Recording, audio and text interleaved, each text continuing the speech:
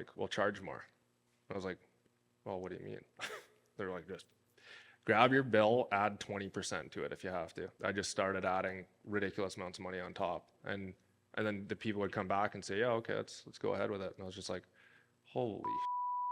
Do you want to just do a brief introduction, man? Trade, type of work, where you are, size of team. Roofing trade. We are in Northwestern Ontario, and I have typically like 5 to 8 guys in the field, and then I have Taylor, who is my girlfriend, in as an admin. So Let's wind the clock back. Before joining, I'd love to know like what was life in the business look like, and what were you wanting to improve out of doing this? I mean, you guys have all heard it a million times before, but it was just kind of chaos everywhere, and there was, no structure. So it just, I mean, I know you guys understand, but it is a bit hard to explain because it's like, it just feels like you have a deck of cards and they're just sprawled out all over the place and can't keep track of anything. So, when I first decided I wanted to get into like a coaching program and really start leveling up my business, it's kind of like a rock bottom thing where I was just like, maxed out on stress. I had no idea what's really going on. And I was like, yeah, no, something's got to change. So someone's got to help. What's happening for you when you were stressed like that? Well, the culture, like, I mean, it kind of just snowballed. So we were so busy, like we had so much work, and I was just overwhelmed with being on tools and quoting and invoicing all this stuff, that I kind of just started, forgetting about my employees. So they, the culture there was kind of crap, and could never get these guys to show up on time or at all sometimes. So it was actually a long weekend, and my birthday weekend, and I had 2 guys, and I had more than enough work for 20. So it was, I was like, wow, something's got to change. And I ended up I've never taken more than 3 days off in a working season. I mean, like, because we're seasonal. And 3 days total. yeah, I started doing research in this little cabin on the lake, and we settled on profitable tradie, and it's been much better since. So Good, man. Great to hear. yeah. Just before that, so culture obviously wasn't great. Guys weren't showing up on time or at all. Like, were you hiring guys and then churning them as well? Like, was it people that just wouldn't stay because you weren't giving them time and energy? Yeah, I had some guys that were around for quite a while, and they just, it's like you follow the leader. Like you just, that guy doesn't care. Why do I have to care? So they stopped. So it was, it was like, well, I'm not gonna get fired if I don't show up because this guy's clearly losing his mind, and you know what I mean? Like, he's too busy or can't really deal with what's going on. So, and I'm sure in their head they're thinking, well, not the end of the world if I skip a couple days of work and go do whatever else. So it was, it was very tough. The culture was completely shot. So, and it's a hell of a lot better now. Some of those same guys that were, treating me as bad as I was treating them are now like rock stars. So You started treating them better too. oh yeah, it goes both ways. Totally, it does. So burned out, lots of hours, 3 days off in total seasons. Like, how did that play into the rest of life, relationships with your partner, with your friends, parents, whatever? I mean, it's kind of a hard question to ask because it was like I was so into it that I wasn't even really paying attention to it. So, I mean, I can only assume, but it would be a question that you'd have to ask Taylor or my parents or my friends. But, I'm sure it wasn't great. We haven't had a ton of conversations about it, but things are definitely much better just, looking in hindsight sort of thing. So, but yeah, I mean, for sure, my family, my parents especially too, like, I get into this like weird headspace where it's like, well, you guys don't know what's going on, and they're government workers kind of thing. So it's like their headspace in there. I just don't care to talk to them if I'm going through these things, because it's like, how are you going to understand? So, Get and it. then you just start to dwindle that group down to basically no one, and you're like, well, that's just me now. So, That's yeah, fucking incredibly lonely at the top, feeling those things, eh? yeah. So it was tough. Let's talk about the changes, man. What have been the biggest changes that you've made since you've joined? I mean, right off the get-go, I think it was like literally a week after I signed up with PT. I can't remember who it was, but they were like, okay, so what's the problem? I had too much work, not enough employees. And they're like, well, charge more. I was like, well, what do you mean? They're like, just grab your bill, add 20% to it if you have to. Start slowing things down a bit so you can kind of grasp control of your schedule and what's going on. So, and yeah, literally that day I was doing some estimates, and I just started adding ridiculous amounts of money on top. And then the people would come back and say, yeah, okay, let's go ahead with it. And I was just like, holy yeah, that's easy. Like, so, I mean, that was massive. Like one of the biggest things for sure. And then back costing. Um, if you're, I mean, I'm sure most people are, it's like one of the first steps here, but it was so crucial, back costing and kind of, pricing for profit or forecasting. I can't remember the term for it, but so yeah, and every job I quote now, I price it so I know exactly how much profit I'm going to make at the end of the day, and it's an absolute game changer. Knowing the numbers is just so crucial and everything. And yeah, once you start tracking it, it's just like makes all the difference in the world. So Epic, man. So yeah. good. Do you know offhand, because I don't think you emailed me this, but do you know what your margins have gone from and to with those differences? Like obviously the initial 20% difference or whatever you ended up adding, and then just doing the back costing and constantly making tweaks since you've done it. Do you know what the difference is? The difference I wouldn't technically know because I didn't track it prior to. I mean, I was basically fly by the seat of my pants. So I'd look at it at the end of the year and say, "Oh, great, I've made $100,000." Like right on. But I didn't. I mean, who knows what jobs were actually good and what weren't, and where I wasn't making money and where I was. So now we shoot for 50. Like 50 is kind of like that's kind of our perfect number. Obviously, like my lowest end, I still got a soft spot for some old people, some really nice people. So I'll drop the price a little bit if I know they need a little bit of help or whatever. So You didn't hear that. yeah, don't listen to that advice. But so I mean, the lowest I'll ever really go is 45%, and like I'm confidently knowing that I'm gonna, nothing can really go wrong to where I'm making less than that. But 45% GP per job is like the lowest I'll go, and the sky's the limit, really. Like, if you read the person right, you can kind of charge whatever the hell you want, really. So, It's just there for the outcome, right? yeah. It's the value in their mind. Uh, what other changes have you made, man?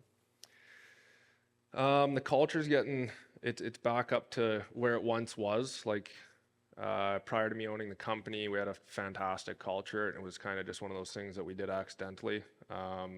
It was, very like family orientated. All of us were really good buddies. We always got along really well. So it's back at that stage. My guys are super close. We do fun stuff together, which I think is super crucial as well.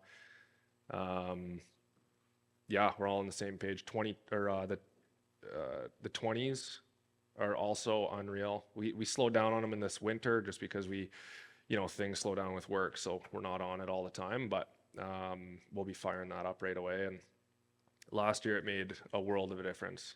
All of my guys I got so much information out of them that I never would have thought otherwise I would have got, and it was super easy getting it from them. So the only issue was they wanted to talk for an hour. So I'd be Yes. there for 4 hours. Not really, but By the way, that will happen. The only way to curb that is if you do it frequently, like do it weekly. yeah, yeah. Doing it every 2 weeks wasn't panning out too well for us. So this year it's gonna be different. Cool. Great change. I mean, obviously processes like we do we do lots of checklists now. The guys are pretty dialed in with it.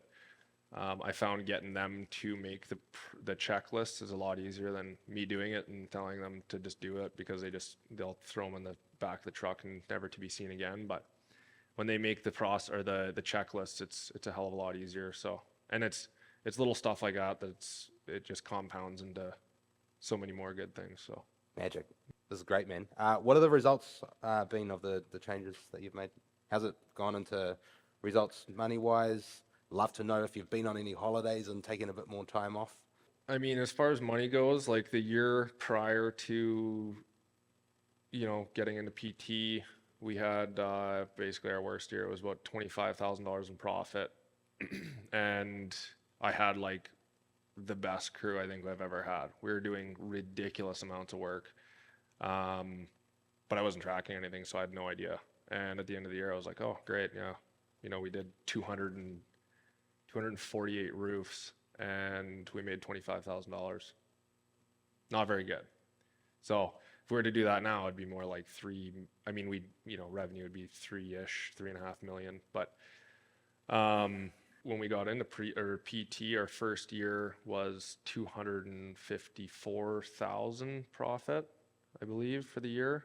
And it's Epic shift. yeah, Well done. it's been going up. So I think last year we were total revenue was 1.2. That was 2023. 2024 was 1.7 million. And I mean, I know you're gonna be pissed about when I say this, but we're shooting for 2.2 million. Anyone want to call him a pussy? Net or gross? Revenue. Yeah, total revenue. 500K up. Yeah. You're all right, man. We'll talk later. Okay. What about like outside of the money stuff? What were the results for you just around holidays and things? I'd love to know about the time part, especially because that was obviously a big thing there. Yeah, so I'm a big outdoors enthusiast. I hunt, fish, hike, snow machine, et cetera, et cetera, et cetera. So it's kind of funny actually. Like I'm a pretty busy guy, so I don't even really realize it until people ask questions like this to me. But I mean, I've been on so many holidays this year. It's pretty impressive, and it doesn't feel like it because it's still like we were so busy. But it's certainly a hell of a lot easier. I mean, technically, I'm on a holiday right now and still making money. The guys are doing their thing, and I haven't even really looked at my phone today. So it's pretty nice knowing that. And I mean, that's all I think everybody's here to do, right? So Killer. it's not perfect, but I don't think it ever will be. So It's not about that. no, Making progress, dude. Well done. What sort of mindset changes have you had to make? it's like delegating is something that I had such a hard time doing. And I mean, I learned it with Taylor to begin with. I mean, obviously everybody thinks that they can do it better themselves. So it's really hard to say, just take care of it. And it was, all at the beginning of PT where it just kind of started falling into place, because I was like, I need more room for this. So I need more room to actually do better things. And yeah, Taylor jumped on board full time and she started dealing with, pretty rudimentary stuff at the beginning.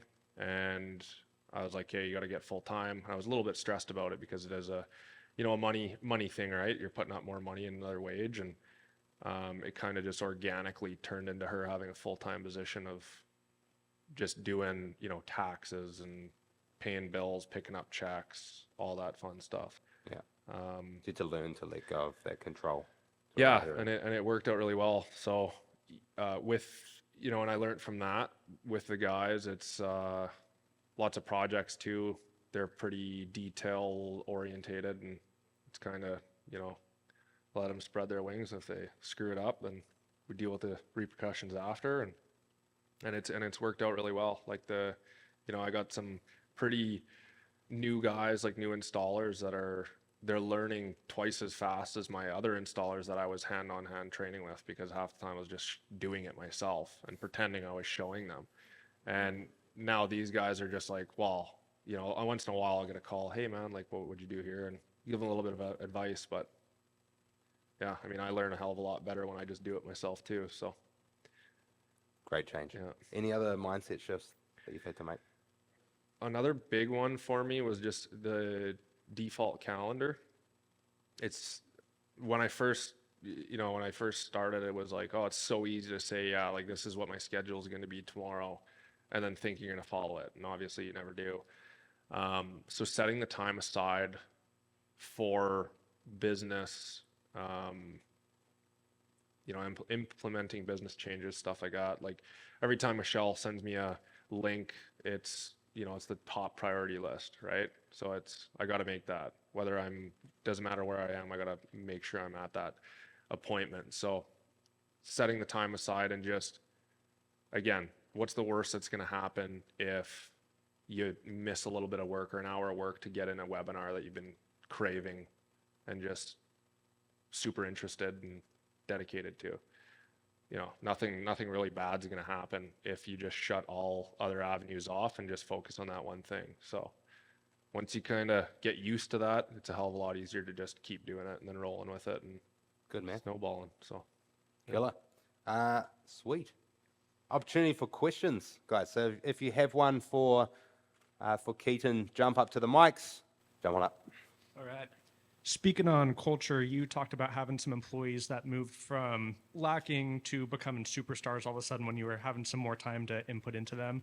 Can you expand and give a couple more examples, what you were doing in the 20s or maybe outside of the 20s that really kind of led to that change in them? yeah, I feel honesty is just a big thing. Like I'm abundantly clear on my intentions with my employees, and I hope that they are as well. So you give some, you take some kind of thing. When all my ideas with my business, I share with my guys, and I want them to understand where I want my company to be. And when they start hearing those things, it's like,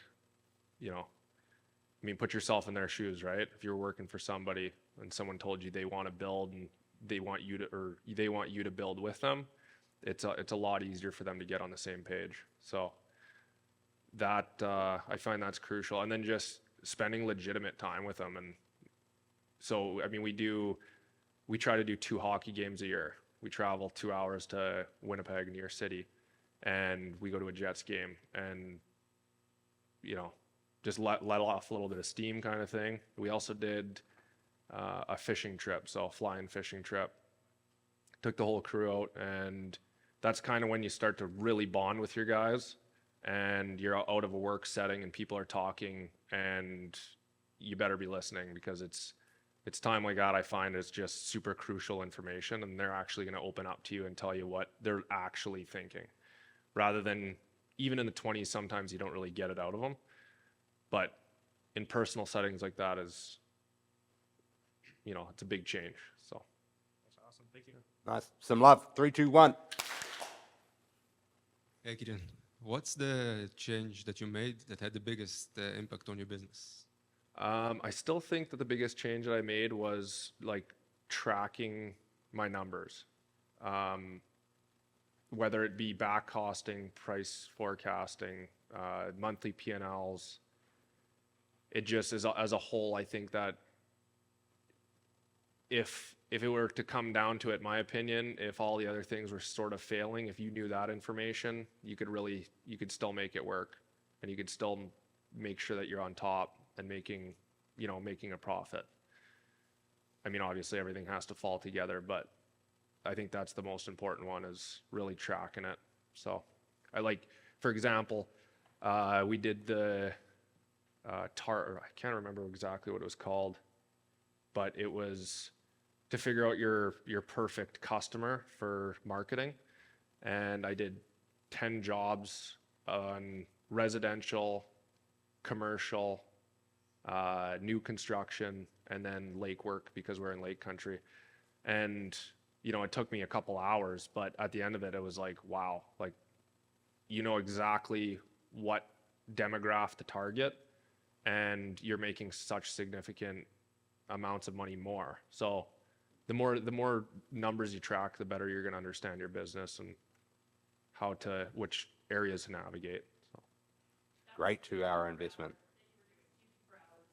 Yeah, GP per hour. And it had a lot to do with, it relates back to marketing, so you can, track your leads, figure out where your marketing is going to, and where your best ROI is going to be with your lead tracking. So Love it. Great answer. Some love. 3, 2, 1. All right. This kind of goes back to Alex's question, kind of more on the cultural side of things. So you said you lost some of your culture. One, how did you get that back? And then two, how did you begin to negotiate the time for you to take time off and have your guys kind of on board with that? I mean, you already got a good culture that you've seen be built by doing things personally, but how did you get it back? And then how did you end up doing stuff for yourself and, for your family? I think the culture kind of came back organically in the sense that I was present with my guys again, and I could smile and make a joke on a job site, and I wasn't just some miserable old man at the ripe age of 24. So it was I think it started to come back organically, and then obviously you start learning about how your little bonuses are so important, and showing genuine affection to the human beings you're around, because they don't want to be treated like a robot or something, right? So that was kind of just where it started and how it's going.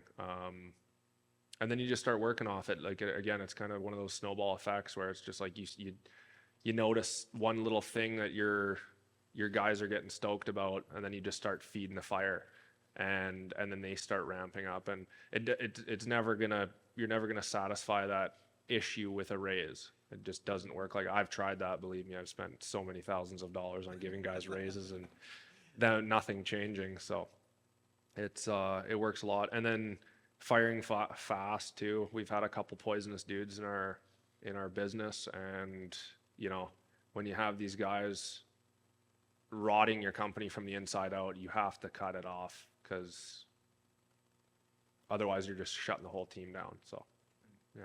Epic. All right. Some love. 3, 2, 1. Any Onnies with questions? What was your biggest mindset shift to get yourself off of the tools completely, or at least a majority of the time off of the tools? And also, do you find that you miss it, or that you wish that you could be out there with the guys more in the field? Just curious about that. Yeah, so I'm not entirely off the tools, unfortunately, and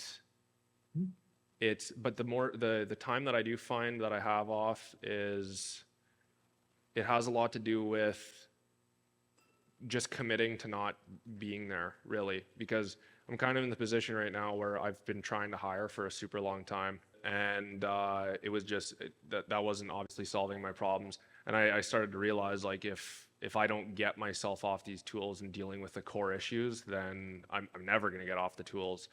So just pulling it out of your mind that you being on tools and then trying to do everything else half-ass, like, you just have to commit to being off the tools, is basically all I can say about it. So yeah, put it off in your schedule, make sure that you're following that daily planner, and just make the full commitment. I've been roofing since I was 11 years old, so I'm full-blown addicted to hard slave labor. And yeah, every day I miss it, and I miss the culture. Like, when I'm sitting in my office all day, I love business development. It's one of my favorite things in the world, but for so long I've been in a group setting, hanging out with a bunch of guys, joking, laughing, and getting a wicked tan in the summertime. So I do miss it a lot, and it is one of my biggest problems, because I'm kind of at the point right now where I'm hoping to hire a project manager so that I can be on the tools more, because I'm having such a hard time disconnecting from it. So Some love. 3, 2, 1. Mitch? So, other than being incredibly handsome and intelligent, I just have a couple other questions for you. I've been in the program a while as yourself, right? So, you said something earlier about, adding ridiculous amounts of money, and I just think that that's bullshit. Like, as far as that goes, where you were unsustainably low for so long, right? Now you're charging what you're actually worth. I just want to know what happened inside of you for you to realize that you're actually worth the money that you once claimed was ridiculous, as to what you're just being paid what you're worth now. Great question. Yeah, disclaimer, I don't actually price gouge, so but I do. It's you know, at the end of the day when you start, you know, doing your numbers and figuring out what exactly you're making, it doesn't seem like, you know, it doesn't seem like a lot of money. So yeah, I honestly I don't have a solid answer for you. I haven't thought about it too hard, but I mean it is kind of funny how once you start charging more, the second that you drop it back down from that dollar amount, you start to feel like you're getting taken advantage of again.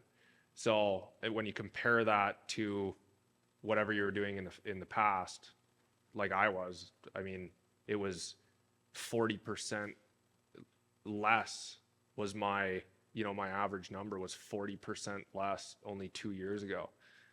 So it's yeah, it kind of blows my mind a little bit that it's just like that one little piece of advice has changed it has changed my mindset entirely. I just I don't know exactly where it all comes from, I guess, but Epic. All right. Some love for Mitch. 3, 2, 1.